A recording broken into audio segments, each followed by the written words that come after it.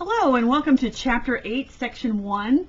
This section is on the greatest common factor. Now this is something that you learned in the 4th grade, but Chapter 8 is all about factoring polynomials. So we're going to go through and we're going to break down some of the more basic ideas and apply it to algebra so that we can learn it better.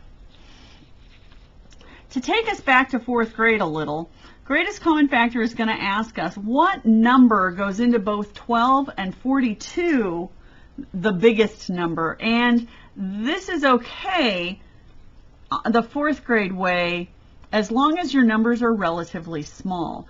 12 I know is 1 times 12 and 2 times 6 and 3 times 4. And 42, well, I know 2 goes into it. 2 times 21. And I know 6 times 7 is 42, but what else goes into it? I'm leaving out some of their factors because I don't know, for example, that it's also 3 times 14. Most people don't know numbers like that. So we run the risk of leaving things out if we don't know them all. So I'm going to teach you how to do what we call factor trees. Factor trees break up large numbers, and you can break up really large numbers this way. And we're going to break them up into their prime factors. Because if we can find all the factors, the prime factors that they have in common, we can come up with the greatest common factor. So we're going to break 12 down into whatever two numbers we want to. Not 1 and 12, because that's not going to get us anywhere. Any two numbers that we want to that make 12. Well, 3 times 4 makes 12. And 3 is a prime number, so I'm going to stop there. But 4 is not a prime number. 4 we're going to break up into 2 times 2. So our prime factorization of 12 is 2 times 2 times 3. And I put them in order, numerical order, because it's easier to keep track of. And what if you wanted 12 to be 2 times 6? Well, 2 is a prime number, so I stop there and I break 6 up into 2 times 3. And check it out. It's also 2 times 2 times 3. So it doesn't matter which 2 you start with. You're going to end up with prime numbers on the bottom. 42, I know, is 6 times 7, so I'm going to start there. 7 is a prime number, 6 is not. 6 we're going to break up into 2 times 3, and now I've got all prime numbers. So for 42, I've got 2 times 3 times 7. Now when we go through and look, what I'm going to do is I'm going to compare these and these numbers, and we're going to circle all the ones that they have in common. Well, they've got a 2 in common, and they've got a 3 in common. And if I multiply these together, they've got a 6 in common. The largest, they've got 2 goes into both 12 and 42, and so does 3. But the greatest common factor that they have is 6. And now I don't have to worry about what other numbers did I miss. Did I mess something up, because I'm not looking at them all. When I break it down, I know exactly, look, I'm done.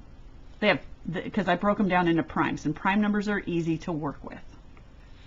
Now, what does that mean in algebra? What happens when we've got variables connected to it? We're going to treat them a little separately, because we're going to work on factor trees for the numbers that we have. 10 is 2 times 5, and both of those are prime numbers, and so I'm done.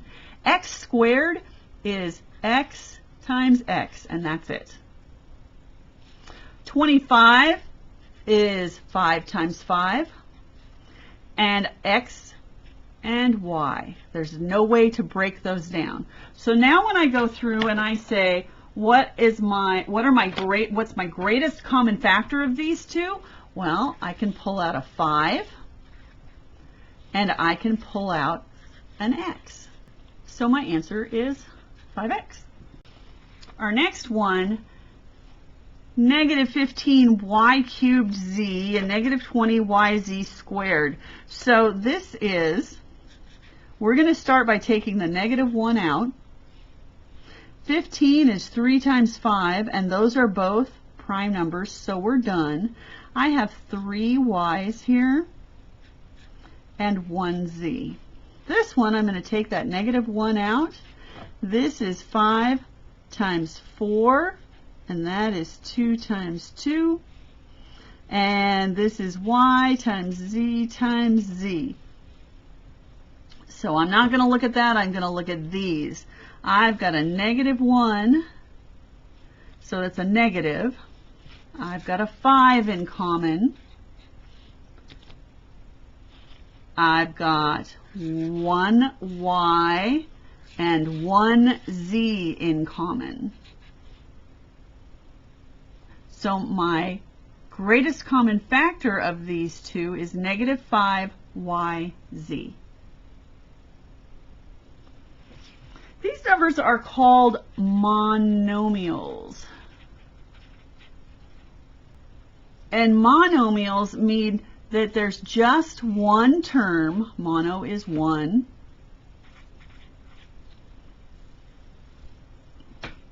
It doesn't have a plus 7y squared z. It doesn't have this part. It's just one term. Okay? What I'd like you to do is take a minute to check it out, number 3 on page 545, the 3 problems there. And 2 of them are a trick question, just so you know ahead of time. Give those a chance and come back. Push pause. So coming back from check it out, if we factor out 18g squared, we get 2 times 3 times 3 times g times g. 27 is 3 times 3 times 3 times 3 g's. So they have 2 3's, which is 9, and 2 g's in common. So it's 9g squared. With 16a to the 6th, my 4 times 4 breaks down to 4 2's and 6 a's.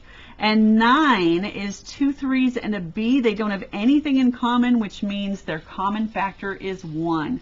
Same story with c. Bunch of 2's and an x for 8. Just that 7 and 2 v's for the second one, which means their greatest common factor is 1. Moving on to the more difficult problems. What happens when you're asked to compare 3 different terms? So 3 times 9, which is 3 times 3, and 3 y's. 18 is 2 times 9, which is 3 times 3, and 2 y's. 81 is 9 times 9, and that's 3 times 3, and that's 3 times 3 times y. So if we're looking at what they have in common, here's 1 3, here's 1 3, here's 1 y. I don't have any more y's here. I don't have any more 3's here. So they've got 2 3's, which is a 9, and 1 y in common. So the greatest common factor of all 3 of these terms is only what you can find in all 3 factor trees. Let's try another one. This is 2 times 4, which is 2 times 2 times 1, 2, 3, 4, 1, 2, 3. This is 2 times 2, 1, 2, 3, 1, 2, 3. This is 2 times 6, which is 2 times 3, A, B, B, B. Let's see what they've got in common. Here's a 2. Here's a 2. They both have 2 A's at least. And they both have 3 B's. So once you do this a couple of times, you can get to see things. I see that they've got a b cubed in common. 2 2's is a 4, a squared b cubed. That's what they have in common. Okay? And then they've got a word problem. On page 546, there's a technology application. He has 24 special occasion designs and 42 birthday designs. The cards will be displayed with the same number of designs in each row. He wants each row to end at the same place. How many rows does he need each? So he wants to take out a common factor to figure out how many rows each is going to be. So we need the greatest common factor of 24 and 42. So we're going to go 2 times 12, which is 4 times 3, which is 2 times 2. So I've got 2 times 2 times 2 times 3. This one is 6 times 7, which is 2 times 3. I've got a 2 and a 3 in common, and that's it. This one is they're going to have 6 in each row. And this one is going to have 4 rows, and this one is going to have 7 rows. And now they all have the same number of cards in each row. 1, 2, 3, 4, 5, 6, 7, 8, 9, 10. Whoops. 4 and 1, 2, 3, 4, 5, 6, 7. There we go. Now there are 11 total rows. Okay.